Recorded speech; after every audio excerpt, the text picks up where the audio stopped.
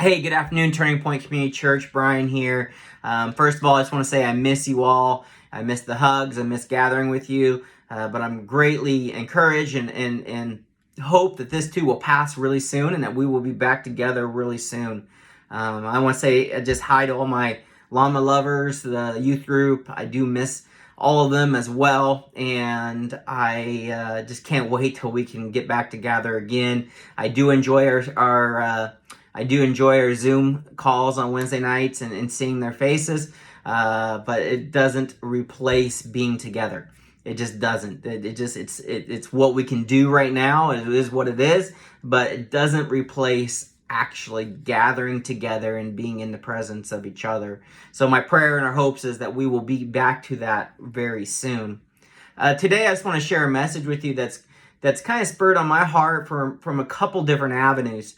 And a couple reason it's kind of, I should say, spurred within me, dwell within me is just from conversations I've had with some of the youth, seeing where they are in their lives, some of the struggles they're going through, and some of the adults and at Turning Point and my own life and my own family, and I've been really touched by Moses and just his leadership of the Israelites as they were led out of Egypt. And if you remember my last message, I spoke about Moses and how when he was given the call by God through the burning bush, how he had a lot of objections to what God was calling him to. One, he didn't think he was capable. He didn't think that he was fluid in speech. He didn't think that he could. And the other thing was how would they believe him?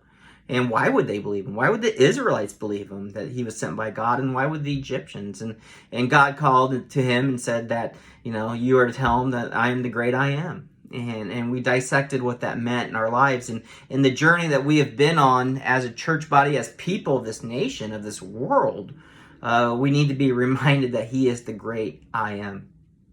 There's a couple other things that I want to share with you about this journey and just some things that I guess have created friction within me and that I'm reminded of during the time that we are in now, which is truly history. This is truly something that as history is being made, this will be something we will share with our grandkids and grandkids and generations to come, and it will be in history books. This is something really unprecedented. And so, but through this change and this abnormality of life right now, where we are, there's a lot of things that are outside of our control. And through that, it has caused a lot of anxiety. It can cause frustration, depression, things that I've seen in talking to some of my kids, my youth, myself, and my family. And I just want to remind us a few things about these times. And I was reminded through reading scripture and reading the Moses' story of leading the Israelites out of captivity. But before we get to the fact that the Israelites were led out of the captivity, reminded there's probably 600,000 plus Israelites, 600,000 just the men and women, just the men, not including women. So we all know it's probably in the millions of people that incorporated the Israelite people of Egypt. And we're reminded that as Moses went back, there were a series of plagues, 10 plagues in all. Each plague was horrific, but Pharaoh made false promises that he would do things, and then his heart would be hardened, and he would not let the Israelites go. It wasn't until the 10th plague, which was the death of all the firstborn, and during this last plague, God really showed himself to the Israelites. If you remember right, is he gave specific instructions to the Israelites to take the blood of a sheep and to put it on the doorpost, and by that their homes would be marked. And as God went through and struck down the firstborns of the Egyptians, he would bypass the homes that had the blood on the door frame. So God really showed himself to the Israelites in really miraculous ways. So after the final plague, we see that the Egyptians were releasing the Israelites from captivity. And I want to pick it up in or chapter 13 of Exodus, verse 17. So what's interesting here is that you see that as soon as the Israelites, as soon as the Egyptians released the Israelites, God immediately took them in a direction that wasn't necessarily the most direct route or the route you would anticipate to go. It says here in verse 6:17, it says, when Pharaoh let the people go, God did not lead them by the way of the land of the Philistines, although that was near. For God said, lest the people change their minds when they see war and return to Egypt. You see, God didn't take them the most direct way. He took them a way that was actually longer. But what we see here is that that was God's mercy upon the Israelites. He didn't want them to see the war, because if they saw the war, he was afraid that they would have changed their mind. See, God's direction in this time was really for the Israelites' good, even though it wasn't the most convenient route.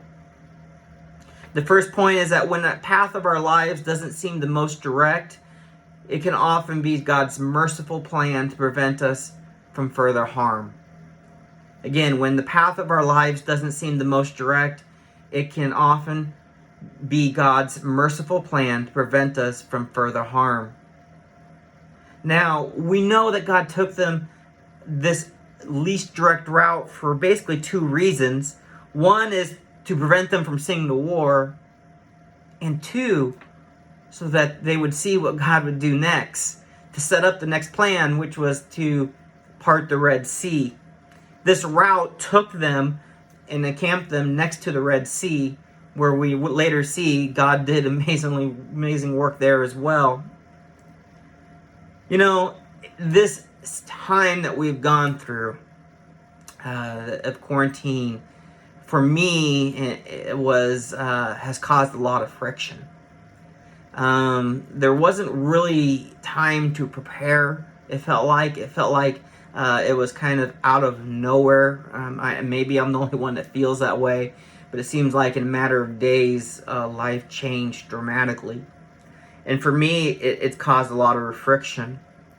You know, for the Israelites as well, when they were preparing to leave the 600,000 plus, they didn't have time to necessarily pack up. They didn't take provisions to go. They just went on this journey, and I feel like what happened. It's just this wind. When I was talking to somebody, it's like this idea that we're on this river, and this big barge just went flying by us, and we're just kind of caught in the aftermath of it, and there was no stopping it. And we were caught in the panic of the media and of the world, and for me there was a lot of friction with it, and I wanted to resist it. I wanted to be life as norm. I didn't like the journey, the path that we were going, and for me it created just some uneasiness within me.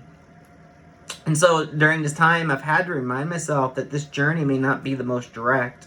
It may not be the route that I think to be the best, but yet there's God's mercy that's within this route.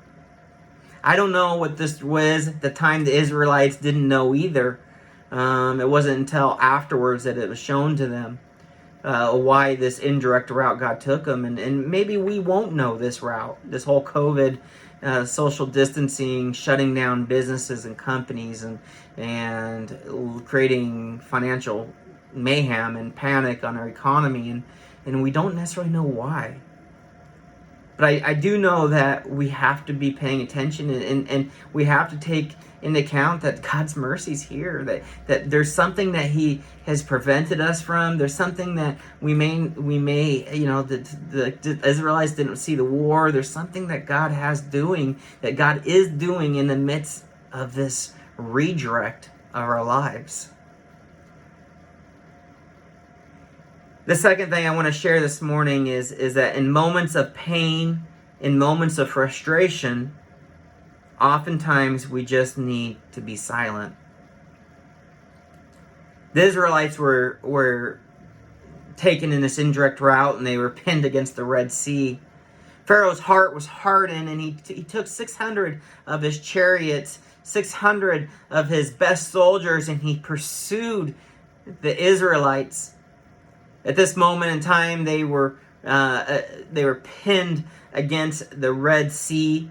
They'd already seen God at work. They were led out of Egypt by a pillar on the clouds and light at night. So God has really displayed himself.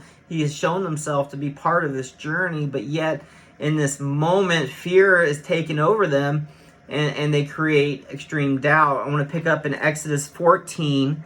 Exodus 14, verse 10.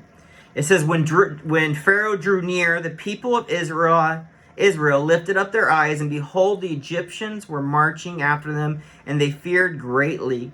And the people of Israel cried out to the Lord.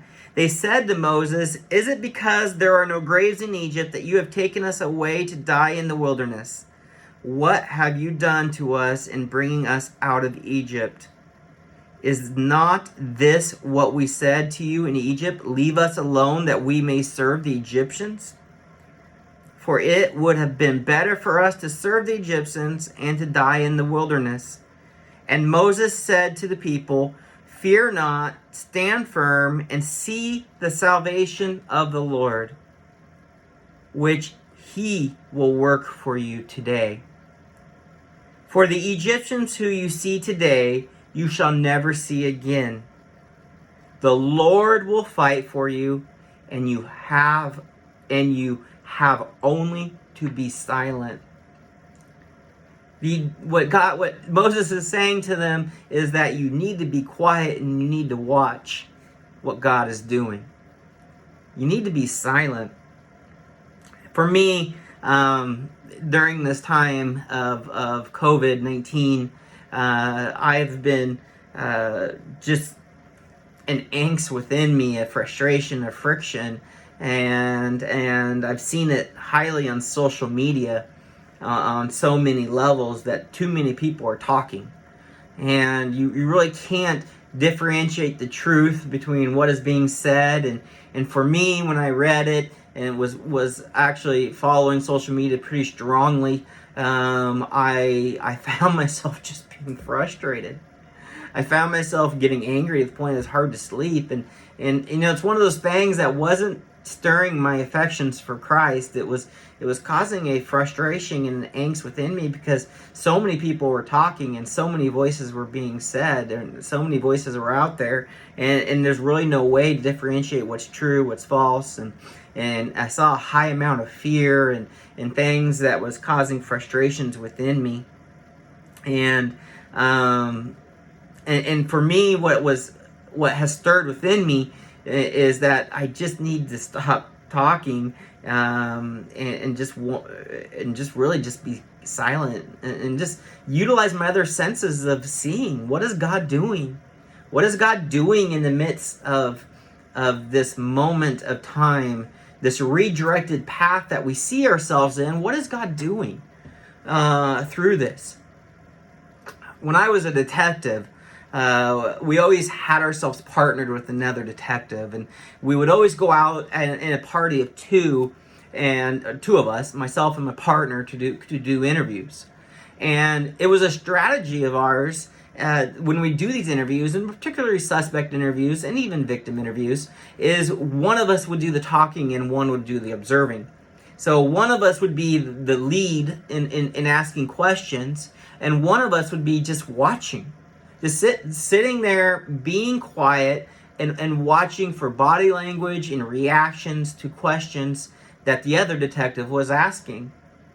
Well, the strategy was on purpose, because those who are talking oftentimes miss what was going on directly in front of me. You see, I would be, as the interviewer, I'd be formulating questions, figuring out responses to statements made by the person I was interviewing, and I would miss the subtle cues, the nonverbal clues that this person may be giving me right directly in front of me, because I'm more utilizing my senses of speech and utilizing my voice and my brain than watching and observing. So the role of the observer was to watch for those clues, and then we would usually congregate after a meeting and we discuss, and the observer would say, hey, when you asked this question, I saw this response. I saw this person, cover their arm or tighten their arms and get closed off. There was something there that we need to dive further in. And it worked really well. And in these moments that we're in right now is sometimes we just need to be quiet. We need to watch what God is doing around us. We need to watch and see what's going on. Stop trying to have our voice heard so much. Stop, spreading fear and panic, and stop engaging in political nonsense and stuff, which I know I can be guilty of too. But we just need to watch and see what God is doing in this journey. Watch and see where God is at work. Be observant. Next point is that in moments of depression, where God feels distant, we need to focus on times where we have seen God work in our past. I'm going to read that again. In moments of depression where God feels distance, we need to focus on times where we have seen God work in our past. I was just reaching out to somebody recently, today actually, and checking with them, and the response was God feels distant. He just does. We have a lot of time to sit, a lot of time to think, maybe become lethargic, and when we're not around others, it can captivate. Our minds can get captivated into a basically negative thoughts and into depression. After the Israelites challenged Moses, and Moses basically said, "Be quiet." Moses went to work doing the possible and expecting God to do the impossible. And God gives Moses a specific set of instructions, and Moses does it, and the sea is parted. The Israelites are able, all million plus of them are able to cross the Red Sea on dry land. The Egyptians pursue, and immediately they're swallowed up by the sea. You see, after that happened, the Israelites absolutely celebrated. It goes into chapter 15, where there's a song, and they dance and they celebrate God's victory in the moment of really doom or fate or death was staring them in the eyes, and God showed himself in an amazing way. And I want to pick up in chapter 16, verse 1 through 3. It says, they set out from Elim, and all the congregation of the people of Israel came to the wilderness of Sin, which is between Elim and Sinai. And on the 15th day of the second month, after they had departed the land of Egypt, and the whole congregation of the people of Israel grumbled against Moses and Aaron in the wilderness. And the people of Israel said to them, "Would that we had died by the hand of the Lord in the land of Egypt, when we sat by the meat pots and ate bread to the full, for you have brought us out into this wilderness to kill this whole assembly with hunger." So they've been led out of Israel, and we're led through the Red Sea. They've seen God work. They saw the plagues. They saw God part the Red Sea, and yet we're talking months. We're talking short time frame. They're hungry, and in their hunger, they immediately grumble against God and against Moses. And in this moment, they didn't reflect on what God had done. They didn't reflect on what God had done for them. You see, in these moments that I find myself, and I have to admit, often I find myself in some depression, into some anxiety, in this uncertainty of this journey, this weird route that we've been taken on. I find myself needing to focus on what God has done in the past. I think there's this saying, the best practice or the best predictor of future behavior is past practices. And when I remember what God has done in my past, when I remember the times that He's parted the Red Sea, when I felt like it was completely against me. When I remember and reminded the blessings that He has done to my family, the health, the home, what God has given me, the time that He showed up in my life in the transition out of a career, when I remember the time when He's brought me my wife and the blessing of my wife, when I remember these things that God has done for me, the mountain that's in front of me seems to shrink and shrink and shrink. I just want to challenge you, encourage you in these moments. The depression may be there, the job loss, the layoffs, the financial uncertainties, the health uncertainties. Remember what God has done. Remember the past. Remember where God has revealed Himself, where He has shown Himself to you. Remember those spiritual highs. I believe God gives us those spiritual highs so that it's something that we strive for, something that we can remember again. And so in these moments, the Israelites failed. The Israelites failed to remember, and they grumbled. It's kind of the story of the Israelites, honestly. They didn't remember. They had lost memory quickly of what God had done.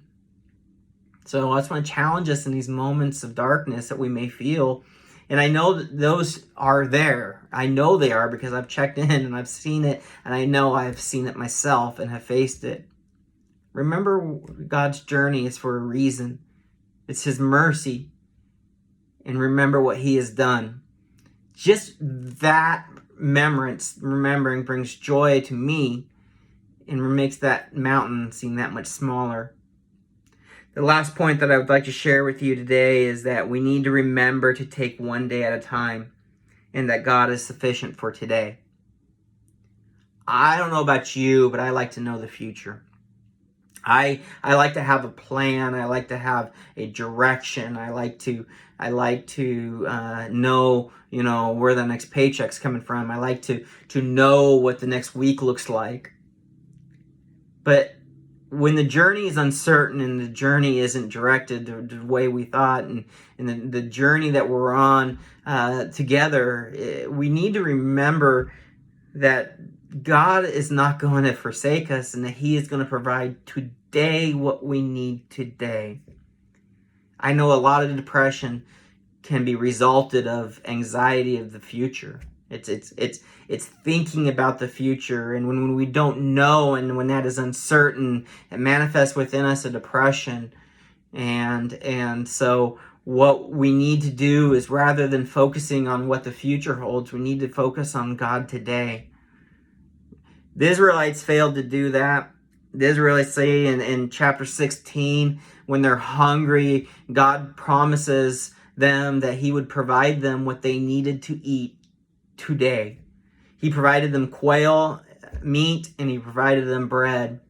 And He gave them very strict instructions. He said to them, do not gather any more than you need for one day, except on the sixth day, when gather two days worth, so that you didn't have to gather on the Sabbath. The Israelites were told that you just need to focus on today's needs. Some of them didn't do that. Some of them failed. They tried to store the meat, not in the bread, not trusting God's word that He was going to be sufficient today. And when they did that, the food rotted, and worms ate it, it ranked, it smelled. God just said, I am sufficient for today. Focus on me today. Don't be anxious. Don't be trying to figure out tomorrow. Today, I am enough. So to close here today, just in this message and this time together, is I just want us to be reminded that there is a reason for this journey. There is. My hopes is that we see it sooner than later, but the reality is we may not see it until eternity. But there's a reason for this journey. It's obstructive, it's not direct, it's not a direct path like the Israelites faced, but there's a reason. Secondly, is we need to talk less and listen more. Talk less, listen more, and look more. Listen to what's going on around us. Look to see what's going on around us.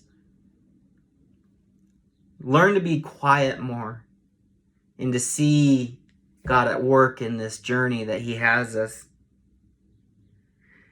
Third is that in the moments of time of depression and anxieties, we need to be focusing on what God has done.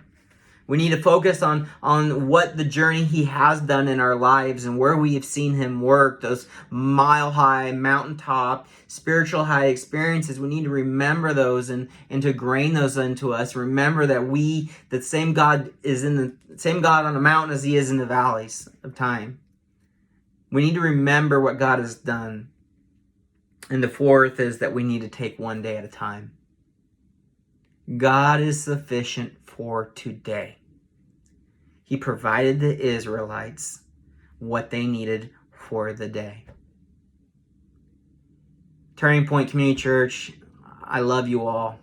This is a crazy journey that we're on. It's definitely not a journey that has been easy on me. It's not a journey that I anticipated. It's not a journey that I necessarily wanted. But God has really been working in my life to remind me that the indirect journey is sometimes and most likely His mercy upon us. Be looking for what God is doing in your life. Remember what God has done in your life. And remember that He is sufficient today. I love you all. We'll talk again soon. Bye-bye.